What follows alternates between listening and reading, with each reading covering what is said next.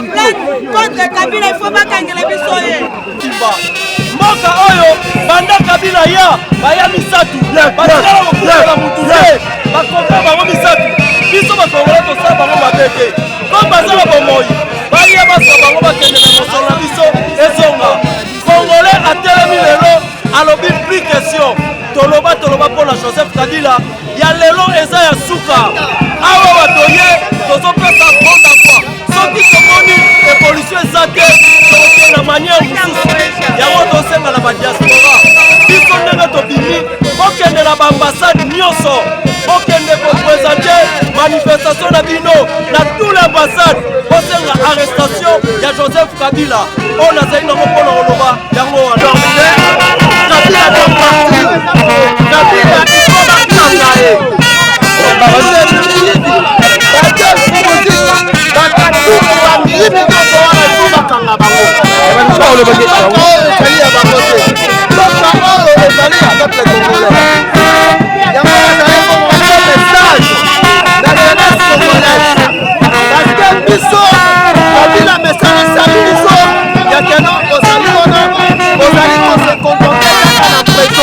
Alors que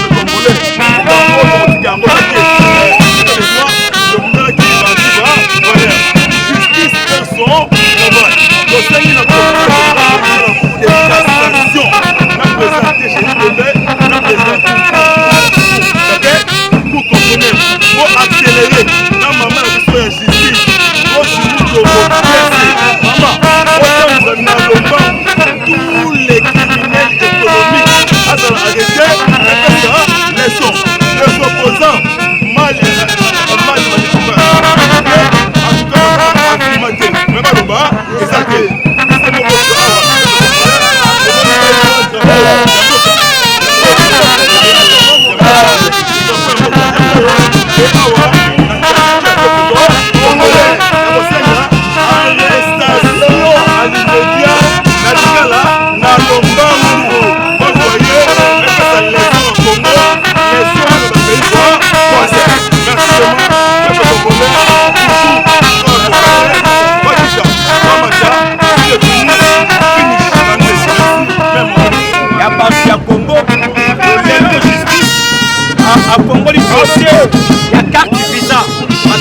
carte chaque fin du mois 50 000 $ par personne.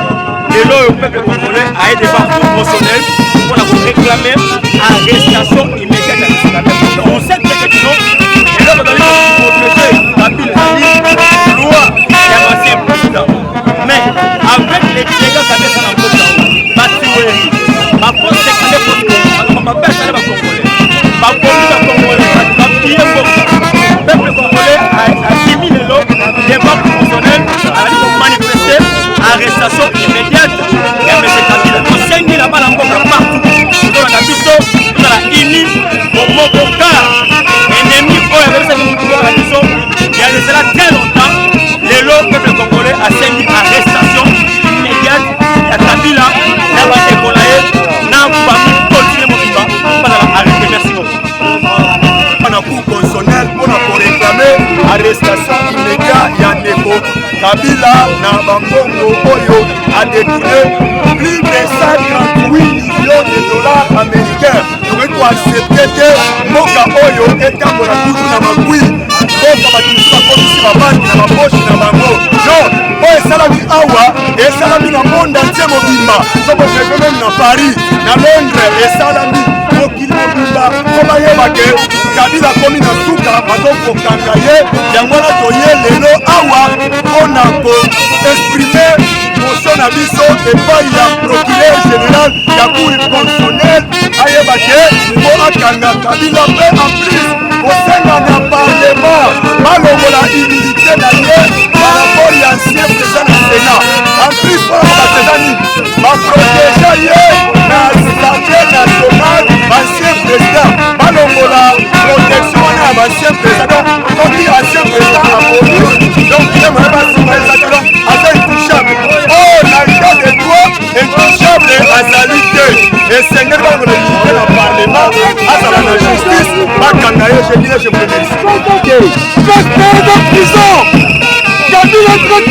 Kabila asabuti mboka oyo atiki mboka na biso zero parce na prison toye awa afaka tenya edefi Kabila peut-être arrêté Kabila mboka oyo eza patrimoine na yo te mboka oyo eza héritage na yo te mboka oyo eza royaume ya babiyibi te mais Kabila oyo nyonso osala mboka oyo ekoti dans le moment est venu toza kosenga la justice internationale toza kosenga la justice ya mboka na biso c'est le moment il faut M. Kabila à se retrouver dans la prison soki M. Kabila akoti na prison te biso peuple congolais tokotika te tokolala poni te ndenge tobandi boye si bokokanga Kabila apres biso kokotikana Kabila azali bilakelimabekolomboka na biso tolobi arrestation ya Kabila ya mboka na biso tozali koprésente tous les gens de notre province ya mboka na biso monsieur Kabila azongisa moko oyo yayiba ya mboka oyo ya biso biso jeri totelemi pour cette fois-ci président constitutionnel ayeba na kozela biso solution alikambi ya biso koliplanande oyo badepute na ye basala bamambre na constitution mboka na biso mpona koloba ete ancien président jamais bakoki kosambisa ye il faut balongola ye baillimité wana mpona kosambisa mese Hippolyte Kanambe na kati ya mboka oyo tozali kosenga akende pese pays te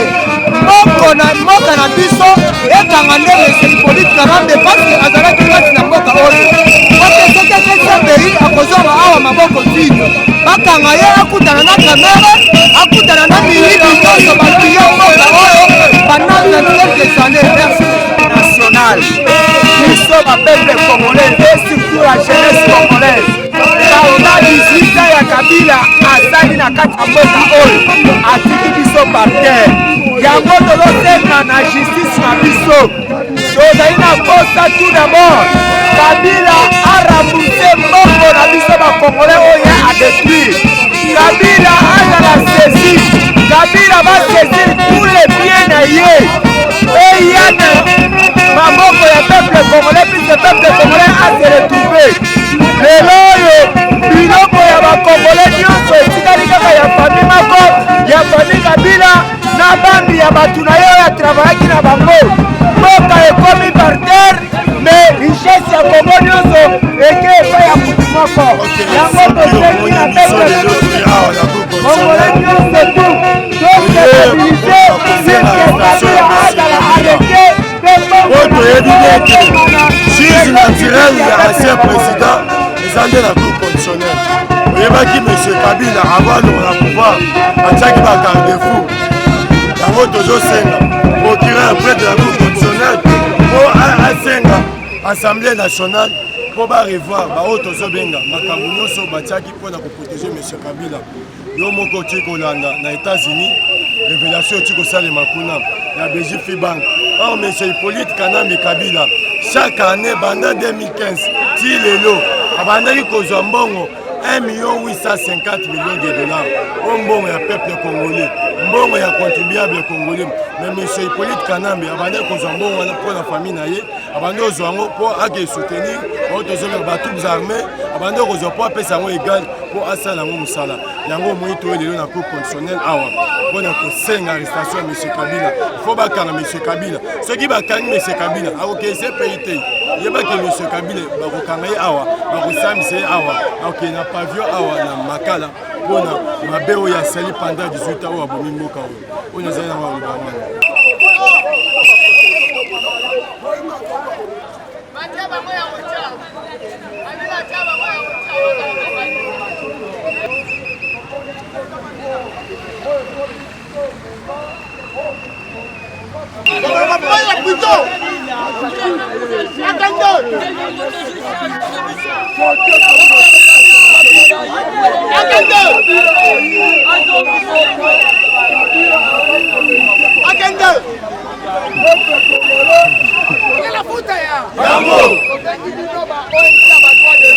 Voici l'occasion pour s'aligner derrière Bisso. Nous sommes jeunes, nos télémis. Kabila nous a bafoué notre jeunesse.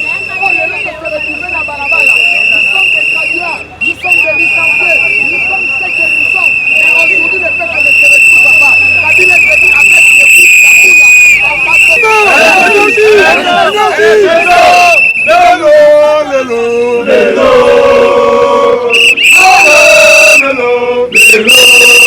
Simba Kabila la manef, ayo kamado.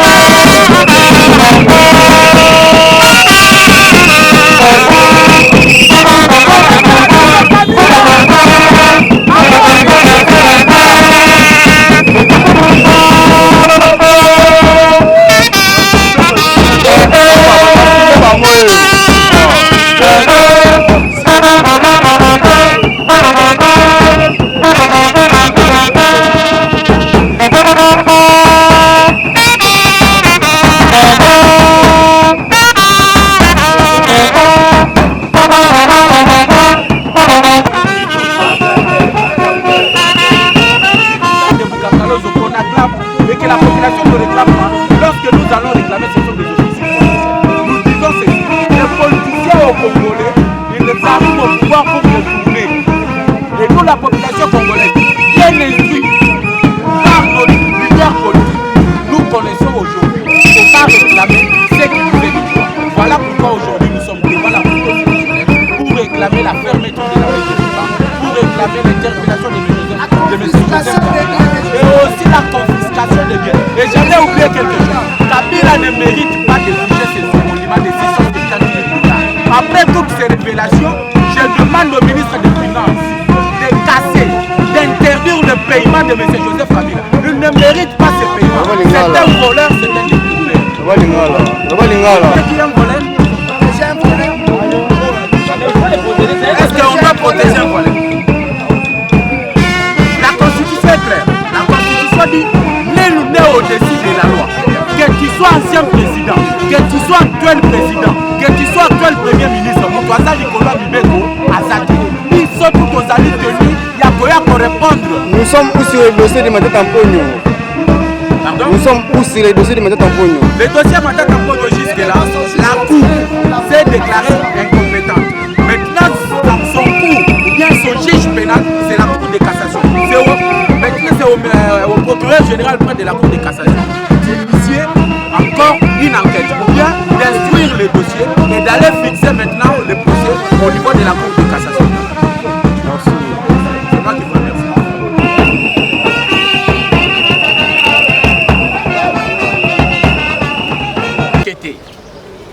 En effet, M. Joseph Kabila a géré notre pays comme sa boutique. Selon cette dernière révélation des Congo Hold Up,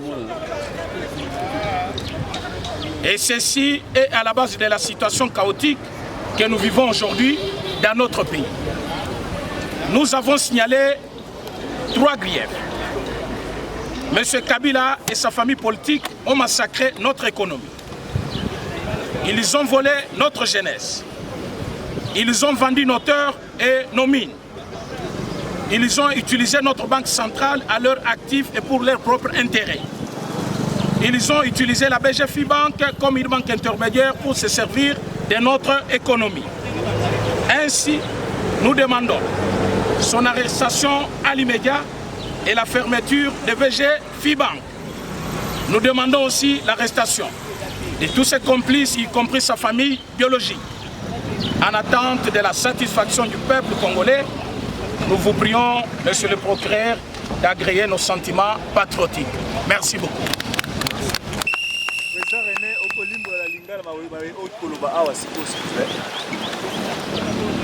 Toyaki Awa pour déposer mémo, soit Mukanda Nabiso, et pas il y a président au Tobengi na Kombo. Il y a Dieudonné Kalouba Wazali, président de la Cour constitutionnelle. Mais Mukanda est destiné à procureur près la Cour de cassation. Oh, il y a Kosenga Fongola dossier, où il y a ancien président, la Combo Joseph Kabila. Oh, il y a Gérard Kimbo Kanabiso pendant 18 ans. Mais côté là, la révélation est bimi, na Congo Hold Up, Bazali Kolobake famille biologique. Famille politique naïe. Naïe moko M. Kabila, baïba ki bongo mbongo na biso. Mais ba utiliser que 2 moyens. Moyen liboso, Banque centrale du Congo. Moyen mibale, BGFI Bank, wandi même collaborer dans l'État congolais en restituant 43 millions de dollars. Mais tant que côté la mbongo, il faut zongis l'État congolais, azwaki yango, ezali bongo cette année passée, azwango na to ya 20%. Si faut azongisa lelo, il faut azongisa 103 millions 200 000 $. Mais bon, on a à titre de qui? Azalaki nani? Azaki pe kosala nango nini et banque ezaki ya nani? Tozali komona que M. Kabila azaki actionnaire majoritaire na BGFI Bank. Tant tozali kota la ndeko na ye, famille biologique na ye, va participer na moyibi na ye à la hauteur de 183 millions de $.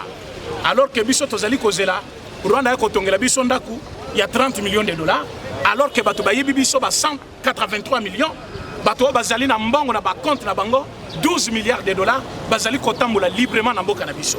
Yango toye ko senga ba congolais nyonso de partout, bazala mobiliser doze la procès public ouais ko sambisa famille politique ya M. Kabila, famille biologique na ye, na ba nyonso ba yeda ki po ba mbongo na biso.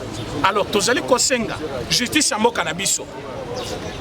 3 mibouele qui depuis M. Kabila Kenda. enquête moko esalemi te, dossier moko efongwami te, retard wana ezali justifié te. Soki bazali ko rassembler ba papier enquête bayebisa biso baza na niveau nini, soki bafongoli dossier bayebisa biso bakomi na niveau nini na dossier. Eloko peuple congolais azali kosenga oyo nyonso azali cité na makambo ya hold up. Soki ayibaki mbongo ya l'État akangama, soki azali famille politique, soki azali famille biologique, soki azali moko ya bato bazaki kosala na ye akota boloko. Comme ça peuple congolais akozana esengo. Eloko toyaki kosala wa yango. Président René mais Kabila ali protéger la loi ou ali protéger l'ancien président. Pour nini te au parlement et sika oboko longola loi wana ba réviser loi wana mini na cour constitutionnelle. Vous allez pas gérer ce président. Copie ezali réservé na monsieur Mbosso azali président ya Assemblée nationale. Pourquoi to comelier? Parce que cour constitutionnelle tango ko fongola dossier na ye na procureur près la cour de cassation. Ceux qui ont des difficultés, na niveau ya statut ya ancien président, ba bengisa monsieur Mbosso, ba revoir loi où ils allaient protéger l'ancien président. Voilà. Juge naturel ya Kabila Zalinani parce que cour constitutionnelle c'est le président actuel. Juge président ya ancien président Zalinani. Selon mission naturelle, il y a cour constitutionnelle. Cour constitutionnelle azali juge naturel, il y a président, ancien président, même le premier ministre. Au regard de la loi actuelle, c'est comme si balingi balungola prérogative wana na cour constitutionnelle, boba sango procureur près la cour de cassation. Mais biso toye dans la maison on nous a indiqué que selon la loi congolaise, président, l'ancien président et le premier ministre bakosambi sama à la cour constitutionnelle. Yango te ko déposer mes mon avis. Au cas où est simité des marches parce que beaucoup simba ouais ça le peuple gagne tout toujours. Beaucoup n'a pas salaki yango président René. Nana salaki Mukuna azalaki ko déposer plainte na ya kutana kina ba makambo ebele mais biso to yena ba preuve tangible. Tozali appuyé par les enquêtes internationales. Tozali awa kaka pona kolobate, tozali na ba preuve ezali ko appuyer demande na biso. Tozali kosenga peuple congolais nyonso s'impliquer na likambo oyo. Mboka na biso pour que le président actuel, même ba régime ekoya et banga misolo à l'état, il faut justice et ça le manao ya kenda déjà. Parce que na mboka na biso totikala comme un ancien président. Ya liboso yeyo. Soka yibi totiki ba nyonso bakobanda koya bakobanda kaka ko koyimba. Yango tozali na besoin enquête ya malamu esalema pour ezala exemplaire. Yango tosengi procès à la procès public. Président René, question à Souka. Question à Souka. Je pense pas.